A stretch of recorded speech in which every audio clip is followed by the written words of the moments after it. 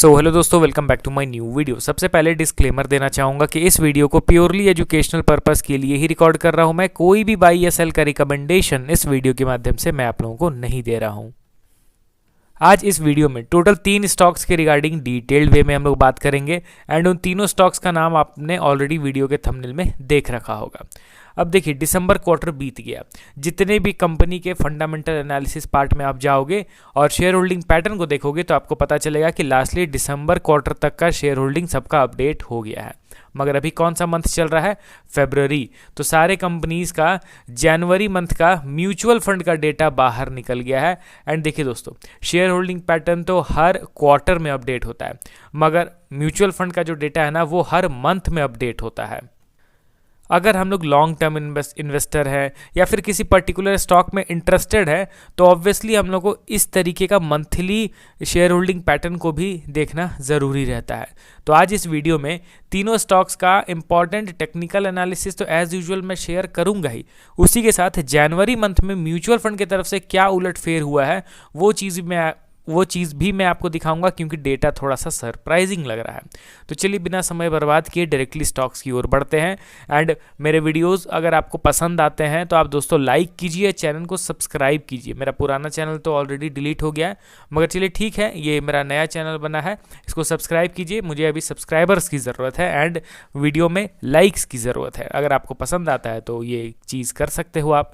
चलिए बढ़ते हैं डायरेक्टली स्टॉक की ओर। पहला स्टॉक हमारे लिस्ट में central depository services India limited.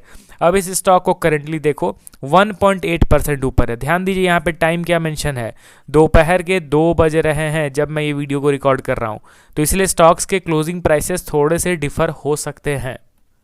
Currently इसका भाव अगर देख लिया जाए 1400 के आसपास है। पिछले कुछ वीक्स में स्टॉक में कंटिन्यूअस सेल ऑफ हो रहा था एंड बजट के बाद पोस्ट बजट स्टॉक में फिर अच्छा खासा बाइंग मोमेंटम भी देखने को मिल रहा है। जब से यूएस इंडिया का जो ट्रेड डील साइन हुआ है उस दिन से ये स्टॉक अच्छा खासा रिकवर कर रहा है। अब इसके इन्वेस्टर के सेक्शन पे अगर ध्यान दिया जाए तो शायद से ये दिसंबर क्वार्टर का जो कॉलम है वो आपको नहीं दिख रहा होगा, मगर मैं आपको वर्बली बता देता हूँ। एक सेकंड, मैं इसको थोड़ा सा जूम इन कर देता हूँ, तब आपको और अच्छे तरीके से दिख जाएगा।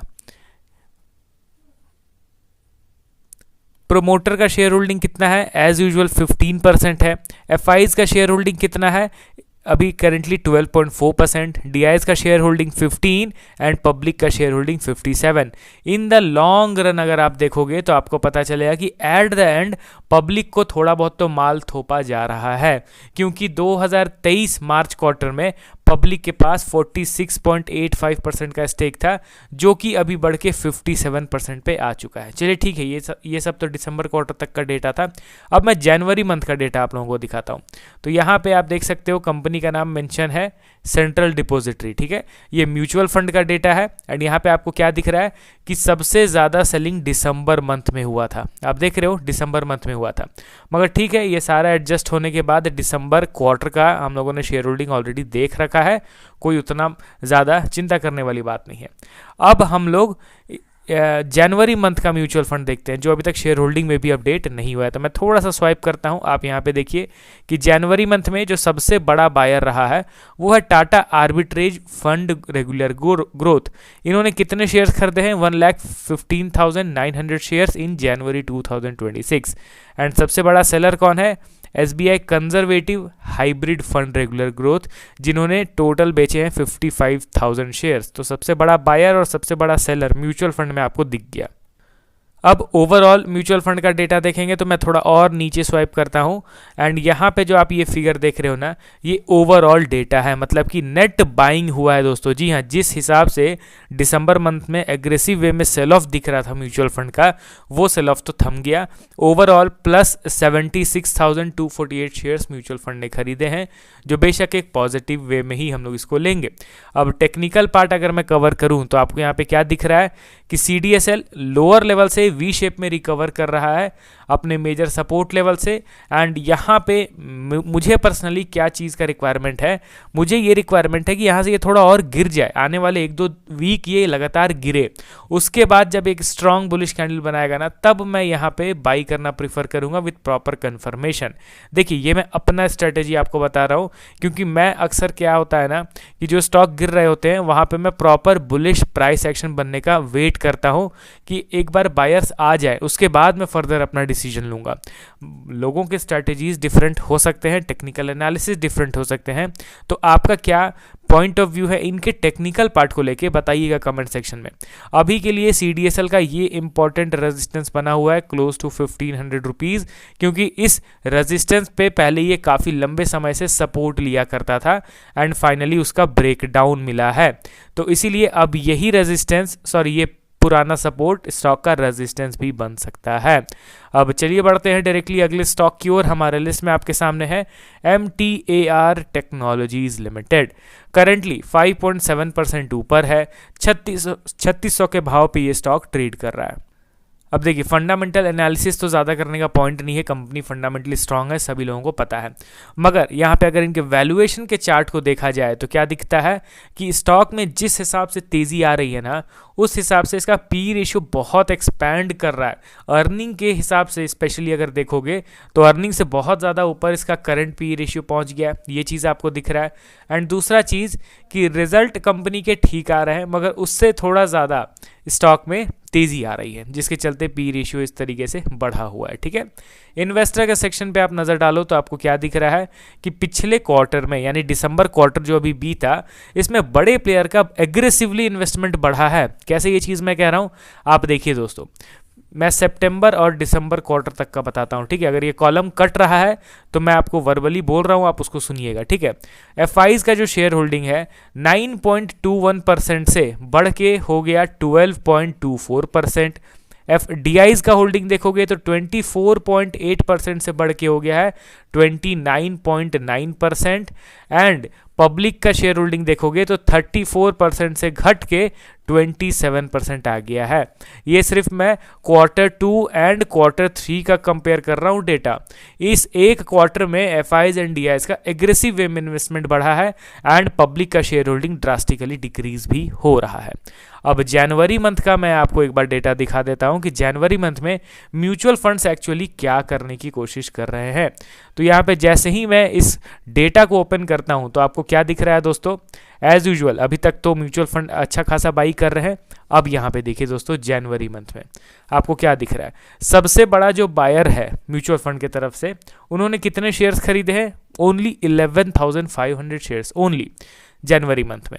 और सबसे बड़ा जो सेलर रहा है Nippon India power and infra fund, इन्होंने कितने शेयर्स बेचे हैं, 1,20,000 शेयर्स। तो आपको इसके बीच का डिफरेंस दिख रहा होगा, सबसे बड़ा जो बायर है वो सिर्फ 11,000 का शेयर खरीद के बैठा है जनवरी मंथ में, मगर जो सबसे बड़ा सेलर है वो 1,20,000 शेयर बेच रहा है।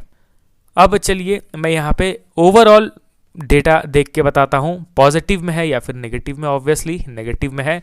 टोटल 1,22,000 शेयर्स बेचे गए हैं म्यूचुअल फंड के तरफ से, वो भी जनवरी मंथ में। देखिए दोस्तों, ये इकलौता डेटा नहीं है जिस बेसिस पे आप स्टॉक में बाइंग या सेलिंग का डिसीजन लो, तो ये चीज़ आप ध्यान में रखिए। ये one of the important data है, मगर ओनली इम्पॉर्टेंट डेटा ये नहीं है। ठीक है, तो सिर्फ आप डेटा को ट्रैक कर रहे हो, अब इस बेसिस पर डायरेक्टली बाई या सेल करेंगे हम लोग तो वो थोड़ा सा अनफेयर हो जाएगा। MTAR टेक्नोलॉजीज को देखा जाए तो ये तो मेरे बनाए हुए रेजिस्टेंस के जोन को लगातार ओवरकम कर जा रहा है। मेरा जो प्राइस एक्शन का लॉजिक है वो भी यहाँ पे फेल होता जा रहा है, क्योंकि एक्सपेक्टेड रहता है कि मेजर रेजिस्टेंस लेवल पे स्टॉक थोड़ा समय बिताए, कंसोलिडेट करे, उसके बाद ऊपर जाए। और देखिए, मेरा जो सर्टेन रूल्स है, जो मेरा बैक टेस्ट किया हुआ स्ट्रैटेजी है, अगर उस स्ट्रैटेजी के अकॉर्डिंगली स्टॉक मूव नहीं करे तो क्या मैं उसमें कूदूंगा? बिल्कुल नहीं। मेरा यहाँ पे रहता है कि स्टॉक या तो कंसोलिडेट करके ब्रेकआउट दे, या तो अगर फ्लो में ब्रेकआउट दे रहा है तो मैं रीटेस्ट के समय स्टॉक को बाई करूंगा। अगर इसी तरीके से ऊपर चल जाता है तो शायद मेरे से ये स्टॉक मिस कर जाऊंगा मैं इस स्टॉक को बाई करने से। आप अपना पॉइंट ऑफ व्यू भी ज़रूर बताइए।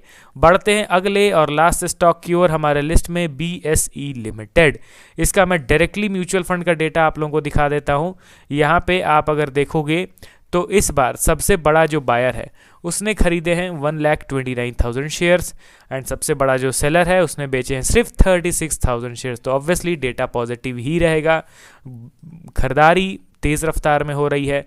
तो ओवरऑल देखा जाए तो 2 लाख, यहाँ पे आपको दिखेगा 2,04,289 नेट बाई किया गया है म्यूचुअल फंड्स के द्वारा। ऑब्वियसली इसको पॉजिटिव वे में ही हम लोग लेंगे। एंड BSE के स्टॉक को भी देखोगे तो समहाउ ये चार्ट पैटर्न एक्टिवेट करता हुआ दिखाई दे रहा है। हालांकि अभी वीक एंड नहीं हुआ है, ये वीकली टाइम फ्रेम का कैंडलस्टिक है, तो इसीलिए वीक एंड होते होते अगर इसी तरीके का कैंडलस्टिक बना रहा तो ऑब्वियसली ये ब्रेकआउट को कंसीडर किया जाएगा एंड इसके फर्दर ऊपर के मूव्स को निकाला जाएगा थ्रू चार्ट पैटर्न। अब इस चार्ट पैटर्न के हिसाब से मिनिमम स्टॉक कहाँ तक जा सकता है, देखिए मैं आपको बताता हूँ। इसका डेप्थ हम लोगों ने मेजर करा 1000 पॉइंट्स, तो अप्रॉक्स ये जा सकता है 4000 प्लस, 4000 प्लस तक ये जाने का पोटेंशियल रखता है after successful breakout of this particular cup with handle chart pattern. अब आप अपना पॉइंट ऑफ व्यू शेयर कीजिए इन स्टॉक्स के रिगार्डिंग। मिलता हूँ नेक्स्ट वीडियो के साथ। Okay then, bye bye.